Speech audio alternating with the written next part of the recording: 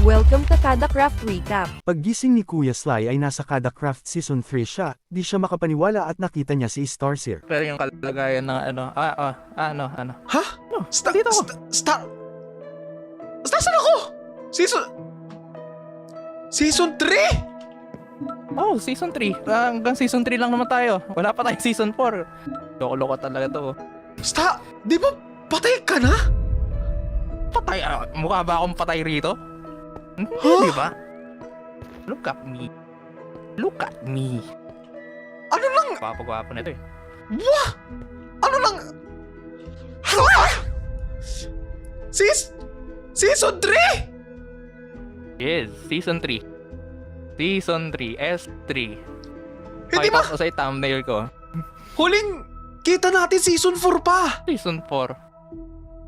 Season Advance 6 na lang. mag-isip pa. Season 6 na kami ngayon. Season 6. Sasabihin nito. Ito kasi, ganito lang yan. Siguro. Masyado ka lang nagpuyat kakagawa ng ng base. Kasi grabe na industrial base mo. Siguro kaya, ganun lang talaga ang explanation ko talaga mabibigay. Industrial base? Hindi na ako gumagawa ng industrial base. Season 3 to? Ano ba? Season 3 ba? Iba pa bang season? Season 1? Nagsama-sama ang mga bagong member ng Kada Craft at may sinasabi si Sly na kilala niya daw yung ibang mga members katulad nila Robrax, dating mayor na Kada Craft. Tayo. Hindi naman namin kilala. Si Ace, si Capid, si Classy, si Nelian, ito. Sino ka? Ha? Sino ka ba? Sino si Capid? Ano sino? Baliw ata to eh. Ano sino ko? Baliw pala yung mayor niyo eh. Teka. Hindi niyo ako kilala? Kilala ka? Sandali nga. Doon tayo sa likod. B, samahan natin to. Dito Hindi, sa likod. sandali. Si Robrax, Hindi. ito magaling to mag-build eh. Tapos si Classy, di ba ano to? Sino ka? Di kita kilala. Sandali nga. Boss, doon ka muna sa Docker ata to eh. Nakainom ka ba ng gamot mo? May mga pitig Ha, anong gamot? Bakit ba? Hindi mo maalala na pinakuha mo kami ng mga tao? Ayan na nga yung mga nirequest mo, boss oh. Ano hindi maalala? Kilala ko lahat yan eh. Hindi naman namin kilala yan eh. Ito ang teka, sandali, pagsalitain nyo. Let me explain. Okay, Ito hindi ko to kilala. Ito hindi. Ito kilala ko to si Capid. Mahilig to mag-build ng medieval eh. Si Ace hindi naman nagbi-build to. Si Sir Cedric mahilig mag-build to ng steampunk. Si Classy magaling to mag-build ng mga modern builds. Ito si Aubrey, hindi ko alam. Sino ka? Basta magaling mag-build dyan. Si Nelia magaling din mag-build. Ito si Jonesy magaling mag-build. Halos lahat siya magagaling mag-build. Kilala ko lahat yan. Anong hindi ko maalala? Hindi makapaniwala si Sly dahil nasa Kada Craft Season 3 siya. Proseso ko pa po lahat ng mga nangyari kahapon. At kung mapapansin nyo, hindi ko din alam bakit kami nandirito. At the same time, ba't hindi nila ako kilala? Parang, Kompleto kami. May mga bago. Pero hindi nila ako kilala lahat. Hindi ko naiintindihan kasi parang nagsama-sama na lahat ng mga pangyayari.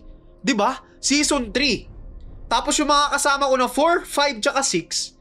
At yung mga bago ay nandirito sa Season 3. Tapos, sabi kahapon, katatapos lang daw ng eleksyon, pero nandito to. At nandito to. Ha? Di ba nung nangyari yung eleksyon, wala pa to? Wala pa yan, yung mga ibang shop dyan hindi pa gawa. Parang naghalo-halo na sila, hindi ko naiintindihan. At halos lahat sila kahapon ay tumatawag sa akin dahil daw nawawala ang mga base nila sa Season 3 bigla. As in, bigla daw naglaho ang mga base nila. So, hindi ko naiintindihan. At shopping district lang daw ang natira mga kabarkada. At lahat ng mga base namin nawala. Pero kung mapapansin nyo, lahat po ng mga items sa mga shop ay walang laman. Wala talaga lahat. Kung mapapansin nyo, hindi kayo makakabili ng kahit na ano. So dahil hindi ko alam kung anong nangyayari ngayon sa Kada Craft, ipinagbawal ko na po ang pagpunta dito sa may lugar na ito. So pinapunta ko na po lahat ng mga Kada Craft members sa South. Doon na po kami magkikita-kita mga kabarkada hanggat hindi pa namin alam kung anong nangyayari ngayong season. Kasi kung Nagulat si Sly na makita niya yung baby zombie. morning! Aray ko,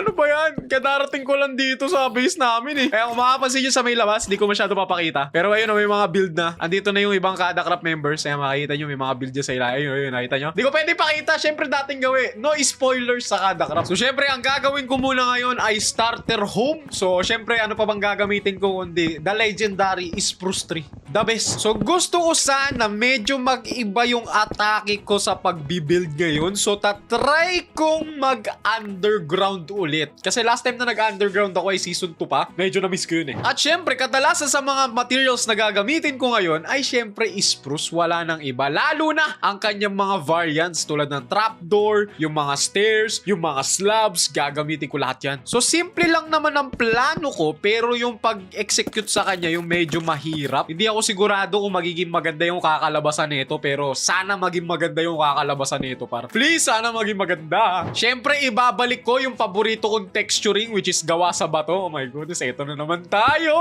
Ay, nakaka-excite. Although, hindi ko alam kung ano yung nangyayari ngayong season, pero nag-e-enjoy ako na nagsisimula ulit ako sa paggawa ng mga bagay-bagay. Oh my goodness, eto na. Nasisimulan na! Oh my goodness, matagal ko nang gustong gawin to. Na-excite ako! Na-excite ako. Oh my goodness, eto na. Tama ba? Dito ata dapat yan eh. Wait lang. Yung sarili kong build, hindi ko alam kung paano ko sisimulan. Oh my goodness. Gusto ko underground eh. Gusto ko nasa loob tayo ng bundok. Itong bundok na nakikita nyo na yan. Pupunuin ko yung laman yan. Akala mo talaga kaya. Eto na. Nakikita ko na ang mga pangarap ko ay nabubuo na. Nabubuo na ang aking mga pangarap. Sandali lang. Papakita ko sa inyo. Wait lang. Eto na. Nabubuo na siya. Bumili si Sly ng diamond pickaxe at diamond axe kay Istrid. Dapat i-scaman sana ni Sly si Istrid kaso hindi gumana ang plano niya. Nagbebenta ka, di ba? Grabe, naka-diamond ka na pala ngayon ko napansin. Siyempre. Magkano? 1 diamond na lang, isang piraso.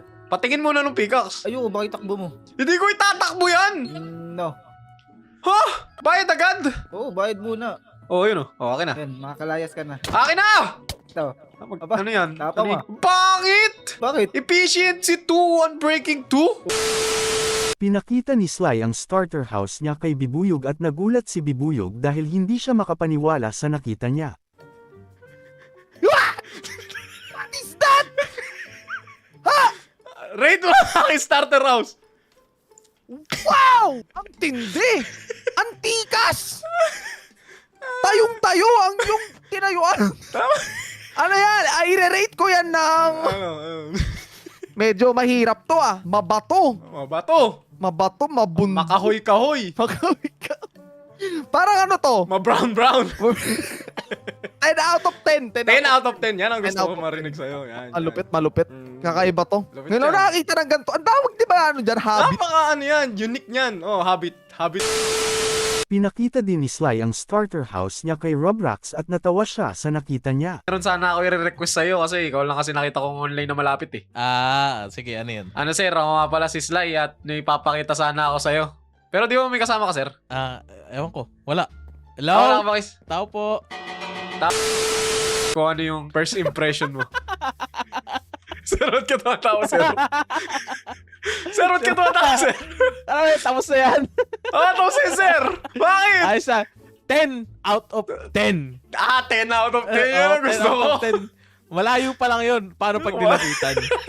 Di ba sir, ano sa Minecraft, ang 1 block ay 1 meter. Oo. Okay, alam mo na kung gaano kalaki yan sir. Mega build. Wow. Pinakita din ni Sly ang starter house niya kay Carnelian at natatawa siya sa pinaggagawa ni Sly. Ano yan? Ano yan? Nakita na kasi to ni sir eh. Kala ko kasi magkasama kayo kanina eh. Dito po, ipapakita po ako sa inyo. Baka po makaalala nyo po ako kasi parang sa past life ko po parang pakiramdam ko kilala po kita eh. Hindi mo kita kilala? Pero panigurado po dito pag nakita nyo po ito, dalawa lang po magiging reaction nyo. Ito dito po, madam. Uy! Kita, kita nyo na po. O, di ba sabi ko sa inyo, madam Nakakabayo eh. ko, kita ko yung taas eh. Ayun namamayan. Ano po bang mararate nyo sa aking starter house? Bakit? May tinuturo ka ba sa taas? Wala po. Ano pong may rate nyo dyan? Out of 10. Ba't pag malayo, maliit? Pwede nyo po malapitan. Dito po sa Minecraft, ang 1 block, di ba po ay 1 meter? Oh. Isipin nyo lang po ilang meters. Pag lumapit po. At ngayon makikita ninyo na ang ginawa ni Kuya Sly na starter house eggplant edition. Ito na, in 3, 2, 1, bang! The starter house. The perfect starter house.